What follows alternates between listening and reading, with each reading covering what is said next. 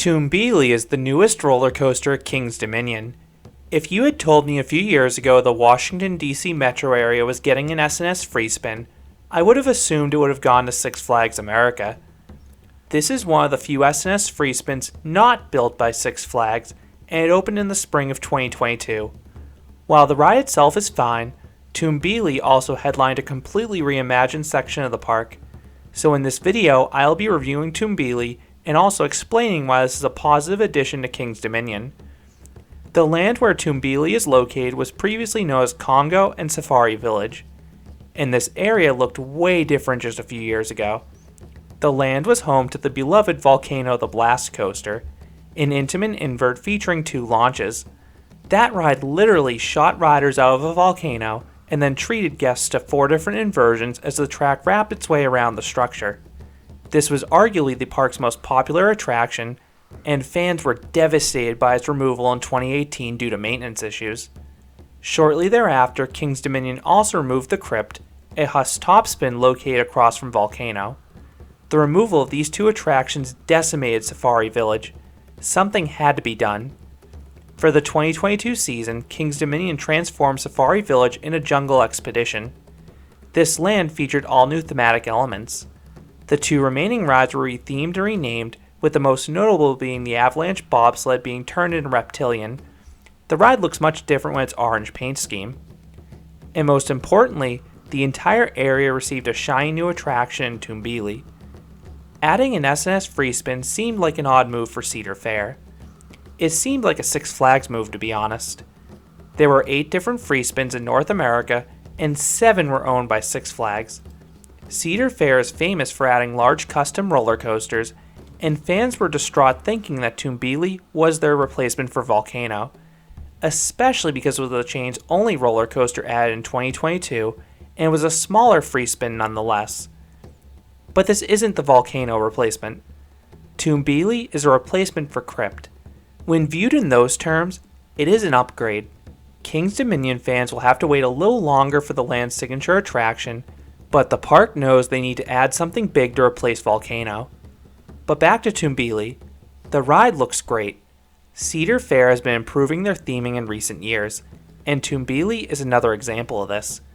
Now, no one will mistake this ride for something at a Disney park, but its presentation is on par with a Herschend coaster, and I mean that as a compliment. I love the jungle green track and brown supports. It fits the area perfectly. Each dispatch is accompanied by an awesome musical score. The sound dominates the area and hypes up riders for their experience. It's probably my favorite aspect about Toonbeely. And then there are ruins and archaeological paraphernalia placed around the queue line. Now, you may be in that queue line for a while though. Toonbeely has wretched capacity. Unlike the larger free spins that load 2 vehicles at once, Toonbeely only loads 1 train. So instead of operating with 4 to 5 cars, Toonbeely operates with just 2. And since each train is comprised of 2 cars seating up to just 8 riders total, lines for this attraction crawl. On a day when almost every other roller coaster was a total walk-on, Toonbeely still sported a 30 to 45 minute wait all day long. I shudder to think how long this queue line will take on a busy day. Dispatches were reasonably consistent though, but the ride's maximum theoretical throughput is just crazy low. And one other note, Toonbeely is not on fast lane as of this recording, so if you want to ride this attraction with the shortest waits, either be one of the first people to this attraction, or come back at the very end of the day. This 4th dimension coaster positions riders on the outside of the track in vehicles that can freely rotate. So towards the end of the queue line, you're assigned to one of 2 sides. I only experienced Toonbeely once, but I heard from others that the side facing Dominator was the superior one. This was the side I was assigned, but I suspect the park would allow you to request a side if desired. The restraints are identical to the other free spins. You have a snug vest restraint. These securely keep you in place during the chaotic ride experience without becoming uncomfortable. While some of the flips are pretty abrupt, the cars track quite smoothly. Once dispatched, you ascend the 112-foot or 34-meter tall lift hill. If you're like me, you'll be rocking out to the booming drum beat and monkey cries. Again, I love that soundtrack. Once at the top, the mayhem begins.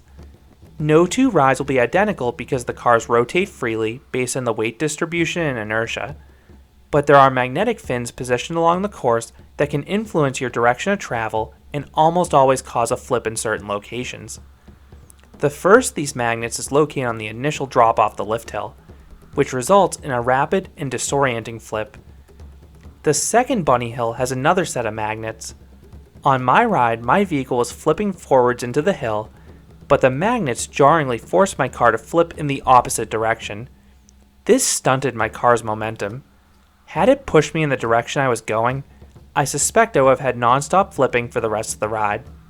One of the biggest differences with Tumbili over the other free spins are the trim brakes and the Raven turns. These 180-degree half loops change your vehicle's direction of travel. It's a quick and disorienting maneuver on the other free spins, but on Tumbili, it is slower and much more controlled due to the brakes. The second pass has a few lackluster bunny hills, but before the second Raven turn, there's another set of fins that force a flip. I saw some vehicles spin uncontrollably into the second Raven turn, but I just got a single flip. The second Raven turn is immediately followed by a third Raven turn that slowly lowers you into the brake run, ending the ride. Tumbili is super short. It has less than 20 seconds of prime ride time and just 770 feet or 230 meters of track. That is a major con for me, but I know extra ride time could make the ride far more nauseating for some. So what would I rate Tumbili? I would give this coaster a 5 out of 10. This is the weakest free spin I have ridden. Not only is it the smaller and shorter layout, but the trim brakes really harm the pacing and intensity. I admittedly did only ride Tumbili once, but the 3 flips I received seemed on par with most other cars I observed. I prefer the other free spins I've ridden elsewhere with more intense ride experiences. However, I do think Tumbili is an improvement over the former Crypt Topspin.